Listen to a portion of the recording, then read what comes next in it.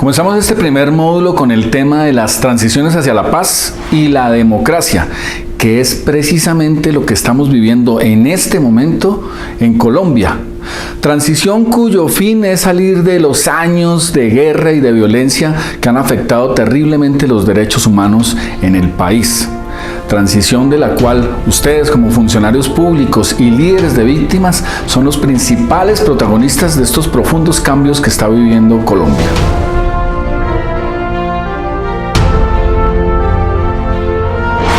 La transición debe ser entendida como ese camino que emprenden las sociedades para superar las graves violaciones a los derechos humanos, violaciones que se dan o por guerras o por dictaduras, o incluso en algunas ocasiones por ambos factores. El hecho es que la transición es indispensable porque sin frenar, sin parar y sin afrontar las violaciones a los derechos humanos, muy difícilmente podemos hablar de paz y mucho menos podemos hablar de una democracia estable, de una democracia integral, mientras subsistan las graves violaciones a los derechos fundamentales de las personas. Hay que entender que las transiciones no suceden de un momento a otro. No es que firmamos la paz y al otro día las sociedades están obligadas a cambiar o desaparecen los conflictos. No, las transiciones son un proceso largo, un proceso complejo, un proceso que persigue precisamente consolidar la democracia y conseguir la reconciliación nacional.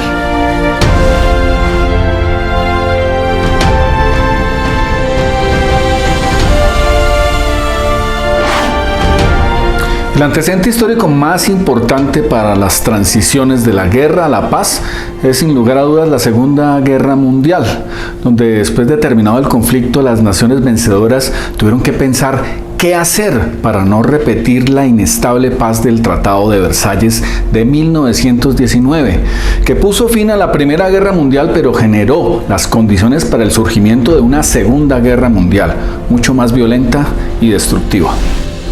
La Segunda Guerra Mundial tuvo como resultado la muerte de más de 30 millones de civiles, de víctimas inocentes, en el marco de graves violaciones a los derechos humanos y de atroces crímenes nunca antes vistos, como el Holocausto nazi, un genocidio donde fueron torturados y asesinados de forma brutal más de 7 millones de judíos en toda Europa. Ante esto, los ganadores de la Segunda Guerra Mundial, los aliados, tuvieron que enfrentar el reto no solo de reconstruir naciones enteras destrozadas por las confrontaciones, sino que ante las monstruosas violaciones de derechos humanos sintieron la necesidad de aplicar justicia. Nacieron así los tribunales de Nuremberg o de Tokio, tribunales que fueron destinados a investigar las peores violaciones de derechos humanos y a juzgar y condenar a los principales responsables de crímenes contra la paz, crímenes de guerra y crímenes de lesa humanidad. Pese a la importancia de los tribunales de Nuremberg o de Tokio para la posterior consolidación de una justicia penal internacional por parte de las Naciones Unidas, hay que decir que este modelo de justicia fue una justicia de vencedores, una justicia impuesta, donde solamente se investigó, se juzgó y se condenó a los perdedores de la guerra. Pero acciones como los bombardeos indiscriminados sobre ciudades alemanas, los campos de concentración soviéticos o las bombas atómicas sobre las ciudades japonesas quedaron en la absoluta impunidad. Posteriormente, el concepto de transición se ve atravesado del tránsito de las dictaduras a las democracias. Dictaduras donde se cometieron infinidad de violaciones a los derechos humanos, como en el caso de España después de 36 años de dictadura del general Franco. Pero los casos paradigmáticos se presentaron en América Latina. Gobiernos de facto cometieron brutales agresiones a los derechos humanos en países como Chile, Brasil, Paraguay. Y el caso más interesante, por la lucha de las víctimas por la verdad y la justicia, la dictadura argentina del general Videla. En 1976, Argentina es sacudida por un violento golpe militar que sería el inicio de una brutal dictadura llena de masacres y asesinatos de miles de personas, desapariciones forzadas, terrorismo y el secuestro de cientos de bebés.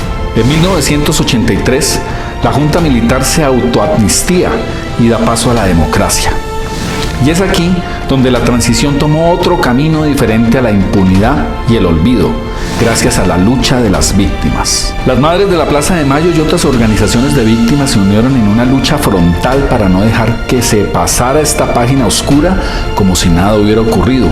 Y fue así como, después de ser derogada la autoamnistía, la Junta Militar fue sometida a juicio en 1985. Y Videla y los principales culpables de los crímenes de lesa humanidad condenados a cadena perpetua, en la famosa acusación del fiscal Estracera, que inmortalizó la frase de él: nunca más. Posteriormente, los militares, que conservaron un enorme poder y capacidad de desestabilizar al país, lograron que el presidente Alfonsín decretara a finales de 1986 la ley de punto final y en 1987 la ley de obediencia debida. Y entre 1989 y 1990 el presidente Menem indultó a los responsables de los crímenes de la dictadura. Nuevamente se levanta la lucha de las víctimas. Esta vez las Madres de la Plaza de Mayo, convertidas en abuelas, logran judicializar a Videla y los militares por el secuestro de sus nietos, condena que llegó en 1998. Posteriormente, en 2003, se declara la nulidad de las leyes de perdón y olvido, y los jueces declararon inconstitucionales los indultos por crímenes de lesa humanidad y reabrieron los casos.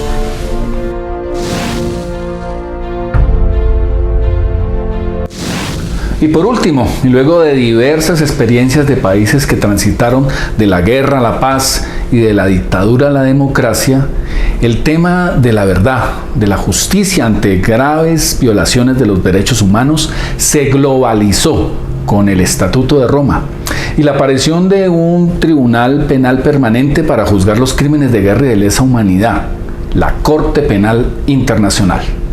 En Colombia hemos tenido diversas transiciones históricas hacia la paz y la democracia, empezando por los pactos de paz que en el siglo XIX hicieron liberales y conservadores tras las cruentas guerras civiles, y la última confrontación armada a mediados del siglo XX, que fue de tal magnitud, de tal brutalidad contra la población campesina, que fue denominada la violencia.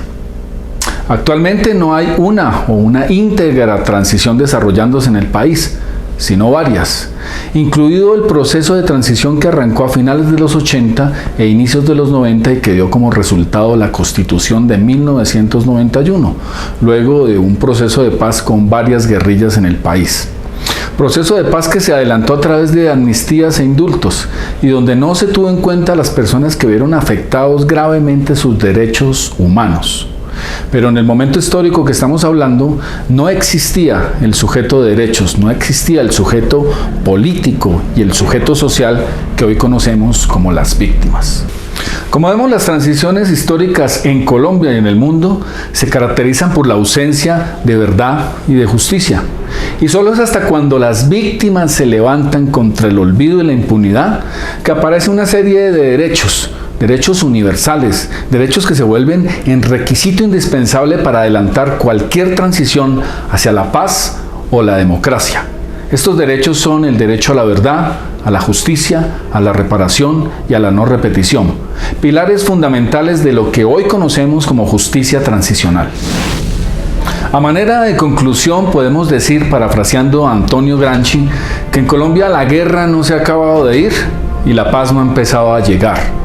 Y es en ese claroscuro, en esa transición, que advertía el filósofo italiano que es el momento más peligroso para una sociedad. Es ahí, decía Gramsci, que aparecen los monstruos. Terminamos con esto el primer tema de este primer módulo, las transiciones hacia la paz y la democracia. No sin antes invitarlos a ver el video Nunca Más sobre el juzgamiento a la Junta Militar en Argentina y a leer el texto de refuerzo hacia el posconflicto armado en Colombia, transición de la guerra a la paz, del profesor Alejo Vargas.